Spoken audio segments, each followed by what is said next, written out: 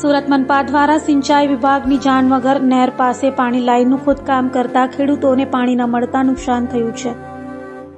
સુરત મહાનગરપાલિકા દ્વારા સિંચાઈ વિભાગની જાણ કર્યા વગર ઝાંગીરપુરા વિસ્તારમાં નહેર પાસે પાણીની લાઈનનું ખોદકામ કર્યું હતું।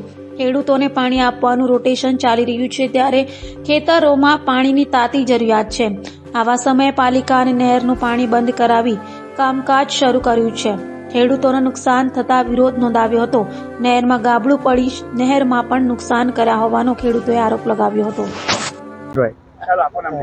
દર્શન કુમાર અમૃતલાલ નાયક, ગુજરાત પ્રદેશ કોંગ્રેસના મહામંત્રી, ખેડૂત આગેવાન।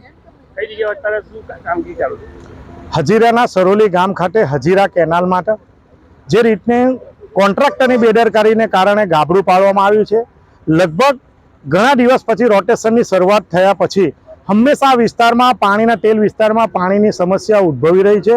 ખેડૂતોનો હંમેશા ડાંગર, શાકભાજી, શેરડીનો પાક સુકાતો હોય છે અને કોન્ટ્રાક્ટર પોતે રોટેશન ચાલુ હોવાથી સરકારનો પરિપત્ર છે સિંચાઈ વિભાગને કે કોઈ પણ રોટેશન ચાલુ હોય ત્યારે કામગીરી કરવાનો ન હોય, પણ કોન્ટ્રાક્ટરની બેદરકારીને કારણે આજે આ ખેડૂતો અને હજારો હેક્ટર શેરડી ડાંગર પકવતા ખેડૂતો એનો ભોગ બન્યા છે।